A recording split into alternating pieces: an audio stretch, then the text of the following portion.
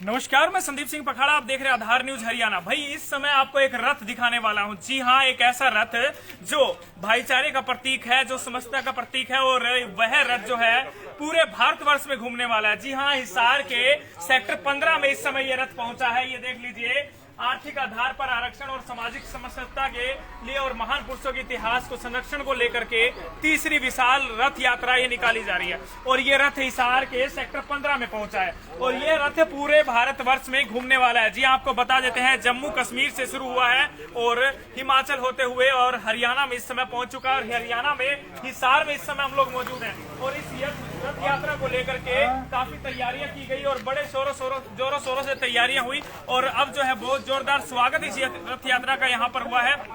आपको दिखाते हैं कि किस तरीके से इस रथ यात्रा को शुरू किया गया और क्या मकसद क्या है इस रथ यात्रा का चलाने का। मेरे पीछे देख रहे हैं रथ यात्रा की कुछ गाड़ियां इस समय मौजूद है। हिसार के अंदर सेक्टर 15 में ये रथ पहुंचा है। जी हाँ, एक समस्ता रथ जो है हिसार के सेक्टर 15 में पहुंचा है। तो चलिए जानते हैं इस रथ का मुख्य मकसद क्या है और किस किस मकसद को लेकर ये रथ यहाँ पर पहुंचा है। हिसार में एक ऐसा रथ पहुंचा है जिसको बखूबी तरीके से तैयार किया गया है और इस रथ की क्या कुछ खासियत है वो भी बताएंगे। और ये रथ यात्रा जो है पूरे भारतवर्ष में निकाली गई है और इस रथ यात्रा का पूरा मकसद क्या है वो भी आपको दिखाएंगे। पहले हमने आपको रथ दिखाया और रथ अब जो ये मेहमान है, जो तमाम जो विभूतियां हैं वो इस समय यहाँ पर मौजूद हैं, जिन्होंने इस रथ यात्रा में यात्रा करके यहाँ पहुंचे हैं। हिसार में जो पहुंची हुए देख सकते हैं।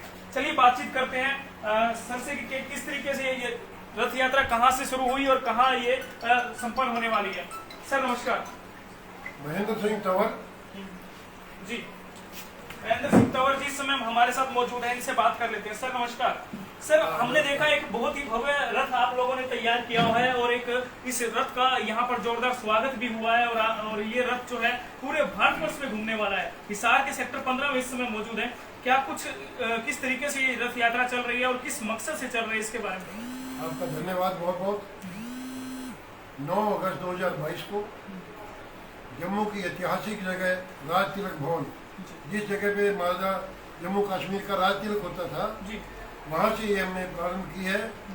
और ये राष्ट्रव्यापी रथ यात्रा देश में आर्थिक आधार पर आरक्षण को लागू करवाने के लिए, गरीब को आरक्षण दिलाने के लिए, जातिगत आरक्षण को समाप्त करने के लिए प्रारंभ की गई है।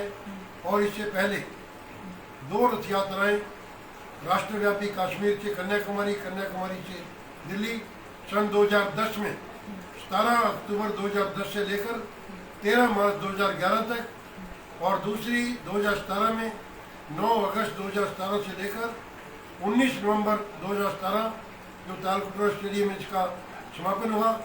और ये तीसरी रथ यात्रा आर्थिक आधार पर आरक्षण की मांग को लेकर निकाली गई है। दूसरा इसका हमारा मकसद है कि देश में सामाजिक समरसता का माहौल हो, क्योंकि इसी बीमारी की वजह से सामाजिक समरसता जो है वो नहीं है। जाति को लेकर, वर्ग को लेकर, धर्म को लेकर, इलाके को लेकर कई प्रकार का आपस में द्वेष है, नफरत है, एक दूसरे से गिला है। तो देश में की एकता और अखंडता को बड़ा भारी खतरा बना हुआ है। तो ऐसे माहौल में देश की एकता और अखंडता को लेकर हमने ये निर्णय लिया है कि हम सामाजिक समरसता का माहौल पूरे देश में पैदा करेंगे। और इस वर्ष हमने दिल्ली में, लखनऊ में, लुधियाना में जो महाराणा प्रताप जयंती मनाई है वो सामाजिक समरसता दिवस के तौर पे मनाई है। और हम चाहते हैं कि हम सभी जातियों में जाएंगे। देखिए, श्री रामचंद्र जी ने बिल्ली के झूठे बेर को कोई स्वाद देखने के लिए नहीं खाए थे। उन्होंने समाज को एक दिशा देने के लिए ये किया था कि कोई जात जो है न बड़ी होती, जाति पाति का कोई ज़्यादा वो नहीं होना चाहिए। हम सभी भाई हैं, मनुष्य हैं, मानव जाति है और हम सभी एक दूसरे के साथ मिलकर रहें, प्यार करें। और जब हम मिलेंगे, प्यार करेंगे, देश मजबूत होगा, राष्ट्र मजबूत होगा और समाज मजबूत होगा और हम सब मजबूत होंगे। तो ये हमारा दूसरा मुद्दा है। सर, क्या इसमें यात्रा में तमाम जितनी भी जातियां, 36 बिरादरी के लोग इस यात्रा में शामिल हुए हैं? कौन कौन इस समय यहाँ पर आए हुए हैं, उनके बारे में? अभी हमारे बीच में हमारे बहुत ही पूरे प्रदेश के जाने माने शख्सियत, हमारे नेता, जिनका पूरे हरियाणा में नहीं पूरे नॉर्थ इंडिया में इनके चर्चा अब तक भी लोग करते हैं। जब अब ये यहाँ हरियाणा प्रदेश में एक बहुत सीनियर वजीर थे तो आदरणीय चौधरी साहब की ईमानदारी, इनकी कार्यकुशलता और इनकी शख्सियत के बारे में हम सभी चर्चा करते हैं कि आदरणीय चौधरी कंवर सिंह जी हमारे बीच में हैं। मेरे बीच में हमारे राष्ट्रीय युवा कार्यकारी अध्यक्ष शांतनु सिंह चौहान हमारे बीच में हैं, और यहाँ समाज के जो गणमान्य व्यक्ति जो हैं वो सभी हमारे बीच में हैं। हमारे ग्रुप कैप्टन जयपाल सिंह चौहान साहब हमारे बीच में हैं। अयोध्या से स्वामी बाल मुकुंदाचार्य जी हमारे बीच में हैं, और जितने भी रथ यात्री हमारे साथ चल रहे हैं आज यहाँ पे बीच में। और यहाँ पे रथ यात्रा का बड़ा भव्य स्वागत हुआ राजपूत सभा में भी और यहाँ पर भी, और ये लगातार स्वागत की कड़ी जो है पूरी जगह। मैंने अभी बताया कि केवल लुधियाना शहर में 50 स्थानों पर सभी वर्गों ने, सभी जातियों ने, सभी संगठनों ने मंच लगाकर जो है इसका स्वागत किया है। और ये जो मुद्दे हैं, जिन मुद्दों को हम लेके चले हैं, ये किसी एक जाति के लिए नहीं है। जी सर, आपसे जानना चाहेंगे कि क्या जो रथ यात्रा आप निकाल रहे हैं, क्या लगता है कि इस रथ यात्रा से सरकार जागेगी, और जो आरक्षण है जो आप मांग कर रहे हैं कि आर्थिक रूप से आरक्षण दिया जाए, क्या वो मांग पूरी होगी? सन 2010 में जब हमने आर्थिक आधार पर आरक्षण की मांग को निकाला दिया, उस समय बड़े बड़े बुद्धिजीवी, प्रोफेसर, डॉक्टर, एडवोकेट, वो सब रोक के पूछते थे, साहब ये तो बताओ ये आर्थिक आधार पर आरक्षण का आपका मतलब क्या है। और 2010 की रथ यात्रा का एक जो परिणाम आया वो हरियाणा में आया। हिंदुस्तान में सबसे पहले अगर परिणाम उसका आया तो हरियाणा में आया। हरियाणा की सरकार ने सन 2012 में बाकायदा असेंबली में कानून पास करके नोटिफिकेशन जारी करके 10% आरक्षण जो है 5 जातियों को दिया। बाद में चाहे उसका असर कुछ भी हुआ। और 2017 की रथ यात्रा के बाद केंद्रीय सरकार ने 10% आरक्षण आर्थिक आधार पर दिया है। ये जब मांग उठती है, देखिए लोकतंत्र है। आपके कर्नाटक में, आंध्रा में, तेलंगाना में इंटेलिजेंस मेरे पीछे थी 2017 में रथ यात्रा में, आप भी ये हाल है।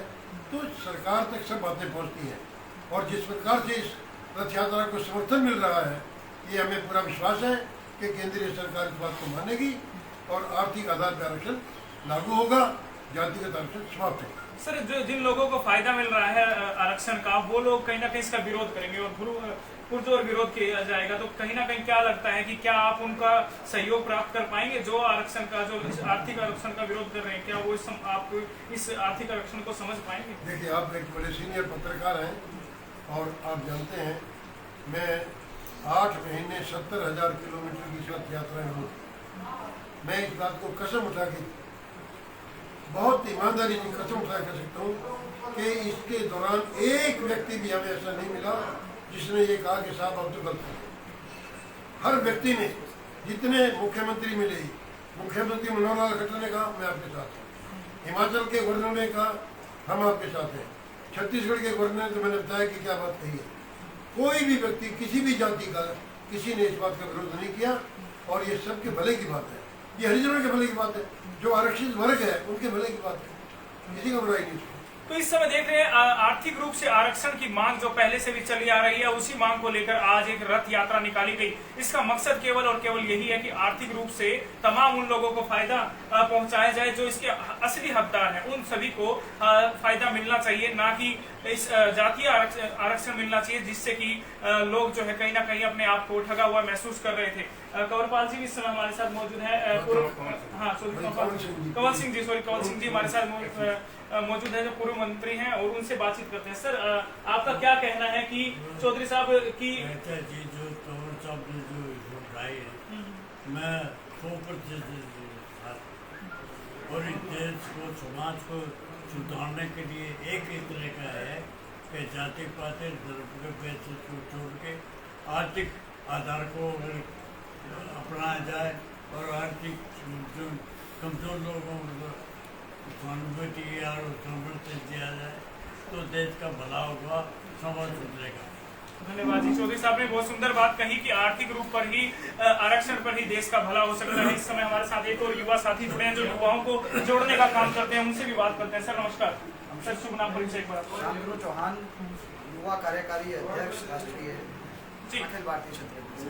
शांतनु जी, आज जो ये रथ यात्रा पहुंची, इसके बारे में आपका क्या कुछ कहना है? और आज अच्छा जोरदार स्वागत किया गया, हमने सुना है कि, और उस रथ यात्रा का जो मकसद हमने जान लिया, आप इसके बारे में क्या कुछ कहेंगे? देखिए साहब, जब रथ यात्रा ने प्रवेश किया हिसार के बॉर्डर पे, तो सभी युवा साथियों ने बड़ी गर्मजोशी से स्वागत किया। और वो युवा साथी न केवल मेरे समाज से थे, वो सभी समाजों से युवा साथी। और पिछले 15 साल से जब से मैं सामाजिक कार्य कर रहा हूँ, उसके अंदर सभी समाज के मेरे युवा साथी वो परिवार की तरह मेरे साथ खड़े रहते हैं दिन रात। और जो ये समरसता यात्रा निकली हुई है, उसका मुख्य कारण ही ये है कि जो ये दूरियां हो रही है जाति और धर्म के नाम पे, इसको ख़त्म करने का काम करेंगे। और जैसा तंवर साहब ने बताया कि 75 साल की उम्र में भी ये तंवर साहब अभी हम युवाओं को प्रेरित करके चल रहे हैं और आने वाले भविष्य की लड़ाई लड़ रहे हैं कि भविष्य में जो ये जाति पाति का और धर्म का जो ये जहर घोला जा रहा है, इसको ख़त्म करने का काम।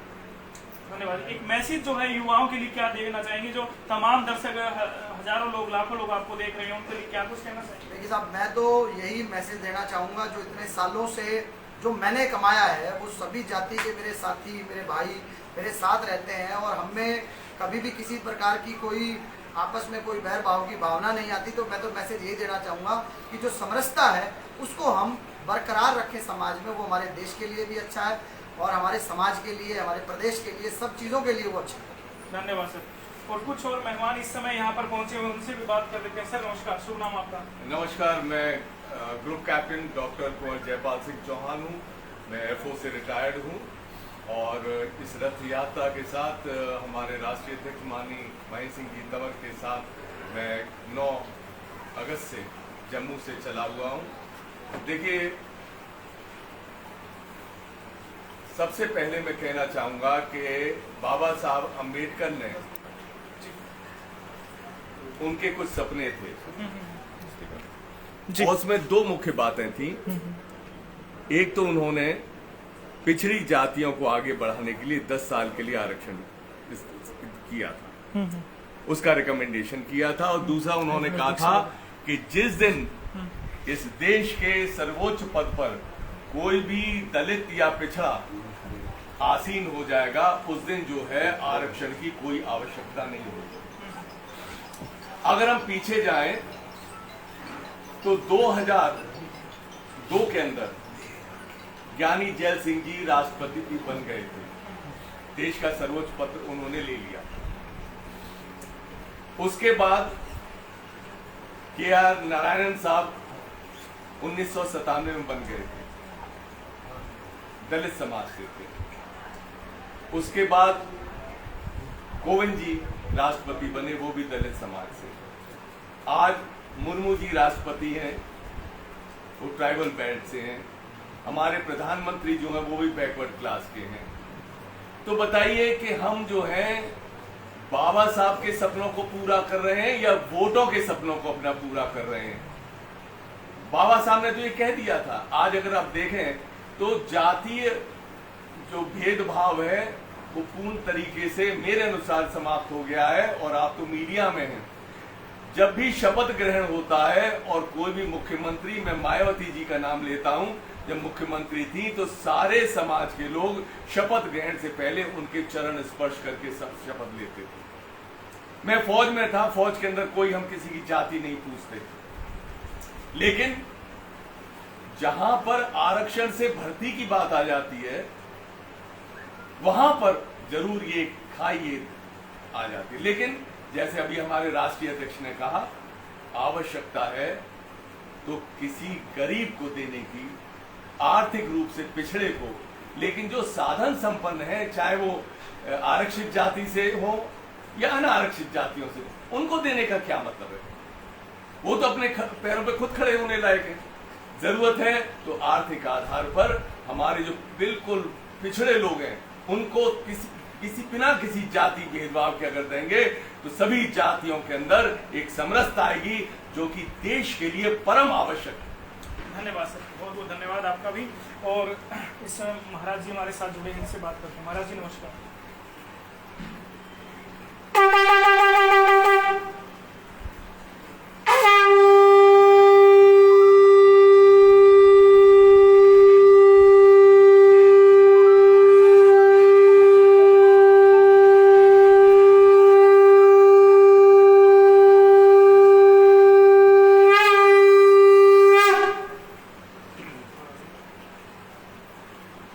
मैं स्वामी वाल्मीकि गुरुचार्य अयोध्या पीठ के जगत गुरु,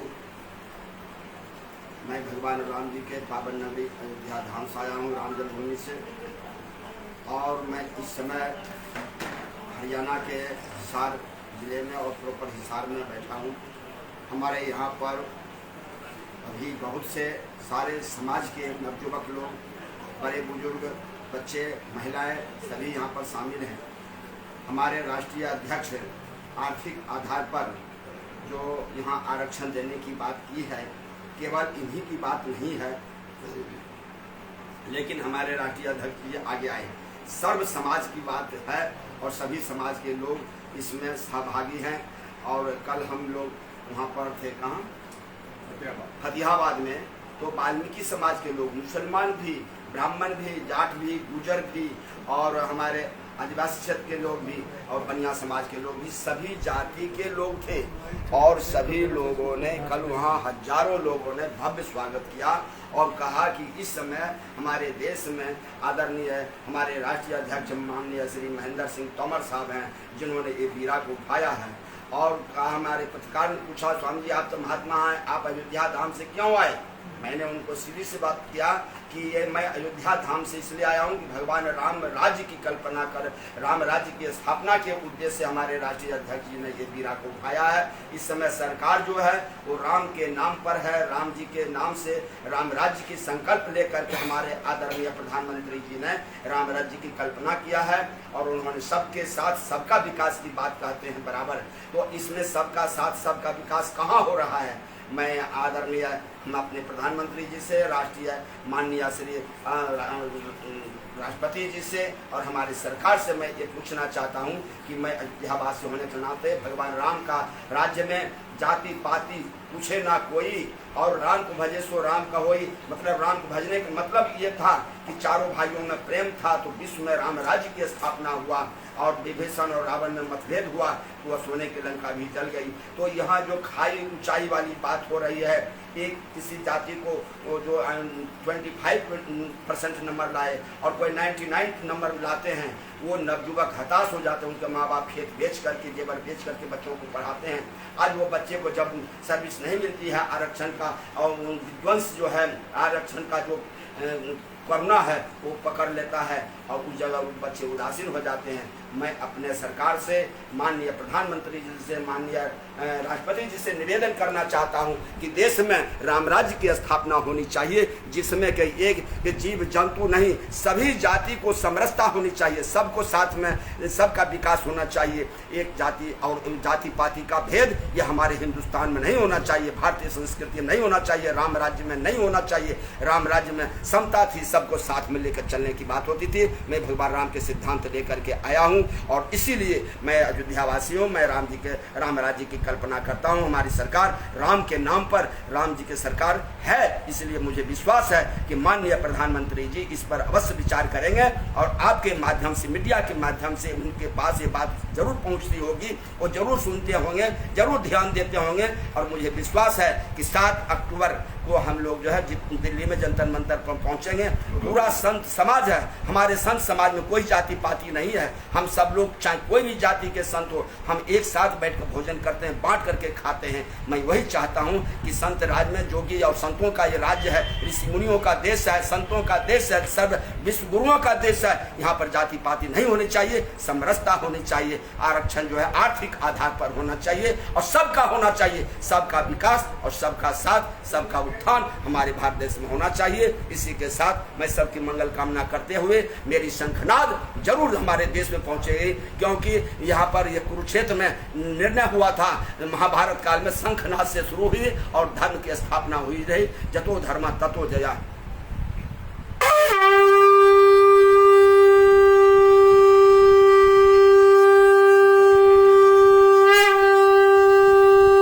जय श्री राम।